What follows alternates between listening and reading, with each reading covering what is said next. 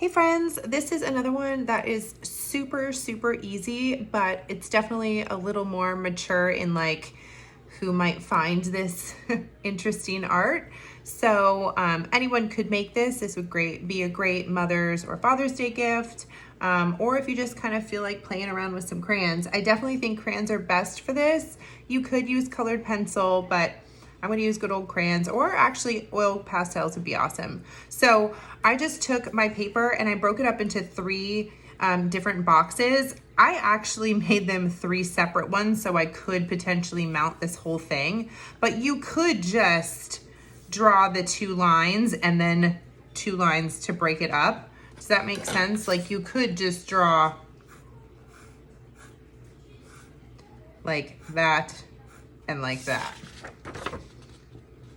Can you see that? Like you could just do that. But instead, I went ahead and framed them out so that there's a little bit of a space. Mine are 3.5 by 4.5, and I used a ruler. By all means, if you're just playing around and you're not planning on making this like something that you give to someone, you could just, you know, go like this. Sketch out a couple boxes. Okay? So I will go ahead and pause and let you guys get there. Okay, so like I said, I'm just using crayons for this. I do have a couple other special colors that don't come in the normal pack, but you could totally substitute these for a red and just push lightly, and this could be yellow or orange, whatever you're into, and by all means, you could use the regular blue. But I have them, so I'm gonna use them. So this is basically like a abstract mountain and river, grassy field kind of scene, and it is super quick. So I'm gonna start with my brown, start in my middle square, and this is gonna be kind of like my height and like my basis of my artwork. My triptych is the word for the three. Tri meaning three, triptych. So I'm going to make a double peak kind of mountain, but I'm going to make them not the same height. So I'm gonna go up and down and like that. So one's a little skinnier, one's a little shorter and wider. And then I'm gonna go ahead and make a second line for that as well, right? And then I'm just gonna color them in. Now, I like to go back and forth in this type of situation to try and make those lines go away. Do you see? I'm kind of making almost like a big S, just back and forth. And then if I find a little spot that I miss, or if I accidentally go over, I can always go back. But, and again, I kind of like to turn my canvas. A lot of times I go with my line, but I find with crayon, and especially this type of shape, I kind of like that opposite line effect. Okay. I may go over that a second time, but for right now, we're just gonna block everything out. Now, there are two approaches to this, and it totally depends on what you're into. You could continue this mountain ridge line almost as if it were one page that you cut, or one picture that you just cut up.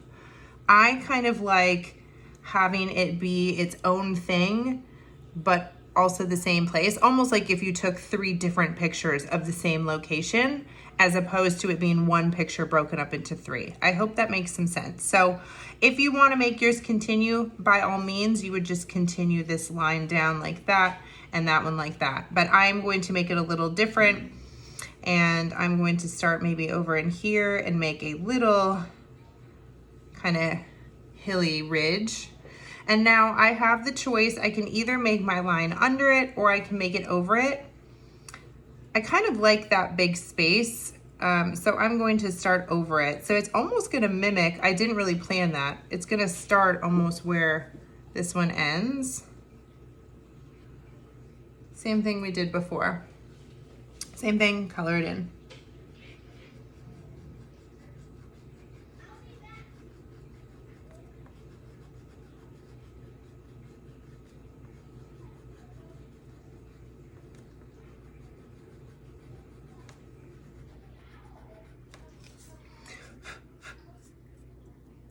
All right, so for the other side, I am going to make this a little more like curved and low.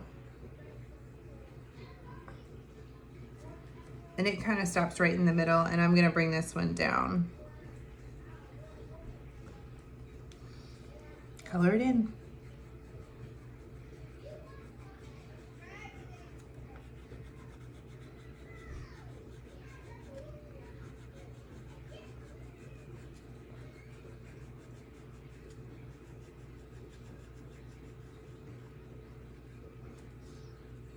Hole right there.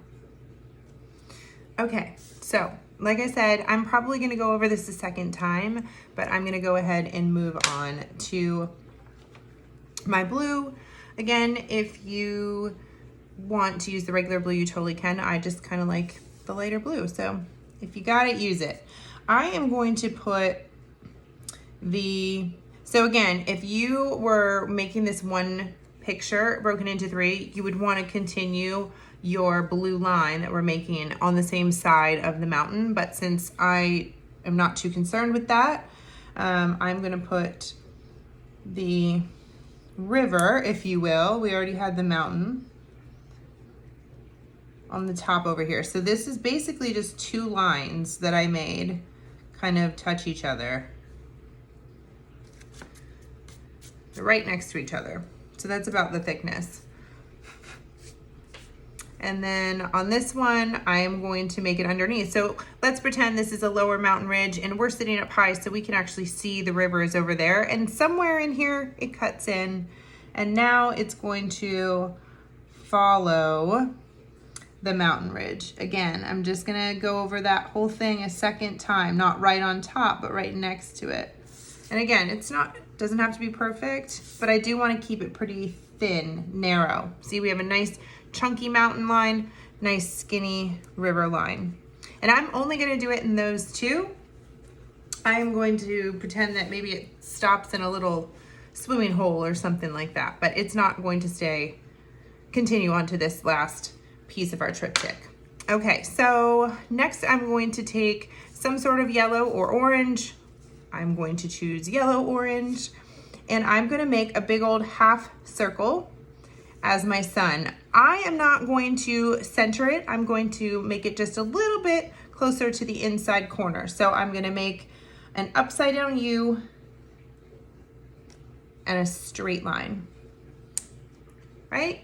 It's okay if it's longer and skinnier or if it's a little taller. There is no right or wrong. This is abstract. And this one, I'm just going to try and fill in as seamlessly as I can. If you wanted to, you could even layer up. You could start with a yellow and then do a light wash of orange and then go back with the yellow. So 3 layers would also give this effect. If you go first with the orange, it'll be pretty stark and you'll get kind of orange and yellow. But if you start with the yellow and then layer orange and go back with the yellow, you'll be in good shape. Okay, I think that looks pretty good. It could have been a little bigger if I was being picky, but I think I'm gonna go ahead and leave it where it is. All right, next I'm going to take my pinky color. This one's called Melon. Again, if you wanted to just use red, you could just use red super, super lightly. And I'm just gonna fill in this whole bottom space like a light wash of color. And I'm just going that same direction, like straight up and down pretty much. And I almost don't mind this kind of raw edge. It's not coming quite to the edge. If you'd prefer and you plan on cutting this out, you could go right over the edge, right? Because you're just gonna chop it off. But if you don't plan on cutting it off, you can either leave it, I'm leaving some of it, and then filling in so that it's completely solid at the top. Okay. Then I'm gonna take my green, and so we've got, you know, maybe like a sandy kind of area, or maybe that's more deserty. We've got the mountain, we've got the river and the sun. I wanna give it some green. This might be the top of another mountain. It could be a grassy kind of plain, whatever you want to think of it as. And I'm just gonna do a straight line. We have so many curves going on that I just like the straight line here. And I'm actually going to gently go along the edge here too. Again, if you're gonna cut this out, don't worry about going along that edge because you're gonna chop it off. But if you're not gonna cut it out or you're not sure, then I would go around the edges and then fill it all in. Just so you're not trying to work so hard on every little stroke to stay in the lines. Like that kind of gives you a little bit of a buffer. I could even go a little bit thicker here. You don't want to go too dark because then it'll look like a stark line, but you can be a little more free with your hand when you have that little buffer on both sides.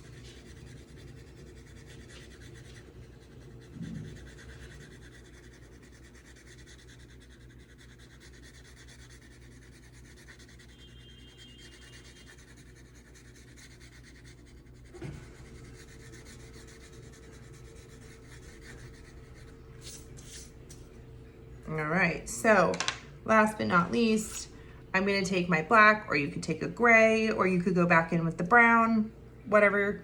And I'm just gonna make some little half circles to pretend they're like birds, maybe. There we go.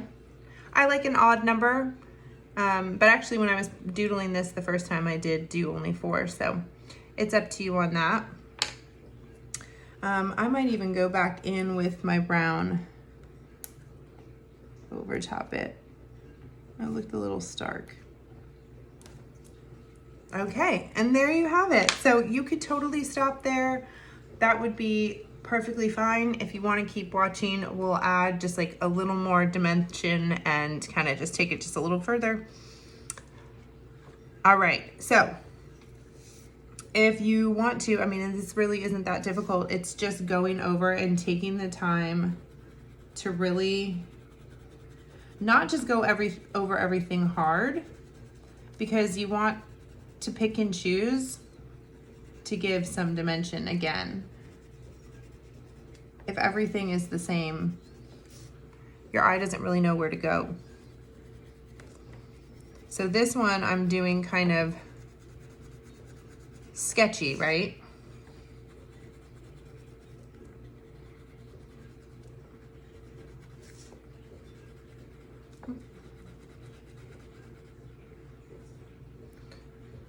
Applying more pressure than the first time for sure. Still coloring in the same direction. I'm not switching directions. Then I'm gonna go back in and line it again.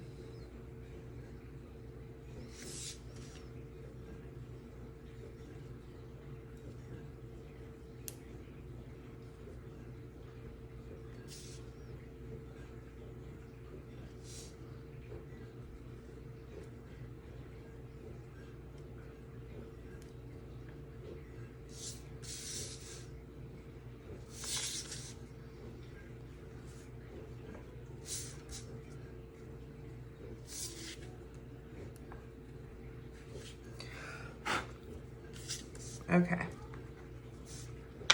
If you wanted to go the extra step, you could go back in with a yellow, or with the yellow orange even,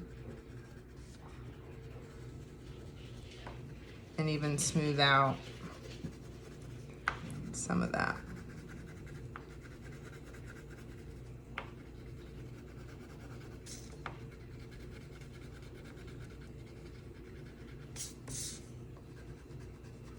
It almost works like a blender in a way. Like it blends the brown, smears it a little bit. All right, so we are gonna go back in with just a little darker blue.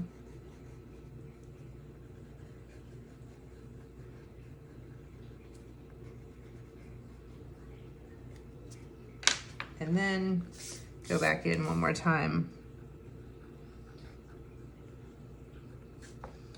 with the lighter blue. And I'm really trying to make sure that it has not a lined edge, but that it doesn't like fade off. Like it has a proper edge, but not a darker line, if that makes sense. The darker part is towards the middle. If I wipe it, I'm likely to smear it. So, okay.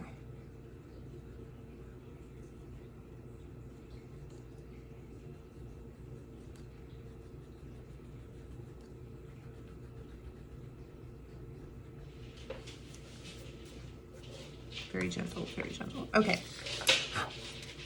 So now there's just like a little bit of depth to that blue, right? And then for my yellow, I think I'm going to, you know what, I might just leave it alone. And then we'll just go back to the green. Now, if you have a different green, I would layer it. Let's see. Like I love like a khaki or army green if you have it. If not, you could leave it like this. You could make it darker, but I feel like it's gonna be kind of a lot. So what I would suggest is that you come back in with a different green, or you could do the yellow, or perhaps just super light on the brown. But if you have a different green laying around, that would be probably the best.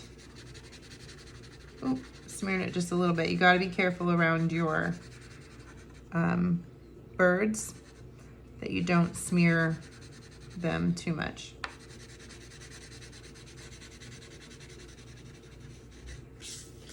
All right, and there we have it. Okay, so one last step, if you feel like it, I did not have anything that I liked to mount it on. I didn't have any like ivory colored paper. So I'm gonna just go ahead and take some warm water. This is just like hot out of the faucet, not, you know, boiled or anything. And I'm just going to soak a black tea bag. You could probably use any tea, maybe not green tea, because that might be really light, but just, it's fighting me. There we go. Squeeze it out. I don't want it like super wet. And then I'm just going to gently, I don't want to soak it so much that my paper rolls up. If you had a cardstock, that would be great. I thought I did, but I couldn't find it. So we're just using the same paper that we did the art on. And I may trim this down to size, so I'm not gonna worry too much. And you don't have to do the whole thing. Like you could do some places darker than others. You could do more of a pattern or smooth it out. I think I'm gonna go the more smooth route. All right, there we go. We'll let it dry and then we can mount it. All right, guys, so this is my paper that we made with the tea bag, and I just cut it down a little bit. And it's kind of hard to tell, but look at when you see the difference between the white. This is the exact same paper as this background color. So actually that one was over there. But that brings me to my next point, is that you could totally move this around if you wanted to. Oh, that's my dog, don't mind him, old and whiny. But yeah, you can put them however you want to. You could do the mountain first and like that. I'm almost digging that a little bit. I don't know. What do you guys think? I think I'm gonna go with that one for my final. So I'm just gonna place them where I like. I like to start with the middle one. I also have spray adhesive that would probably even be better for this, but just to show, I would just do the box around the edges and an X down the middle, and then I'm gonna try my best to center it. If you wanted to like write something under it, maybe like center it but scooch it up, meaning center it from side to side, but put it up a little higher.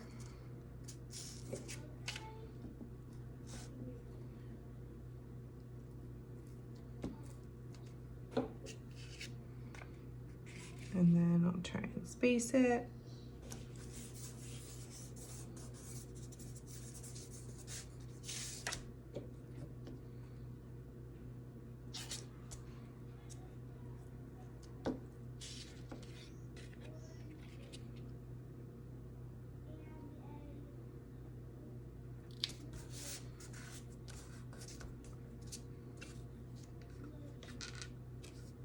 Get those corners down. Maybe that one too. And then I will actually put this face down gently and put a book on it. The longer the better. And there you are. Hope you enjoyed it.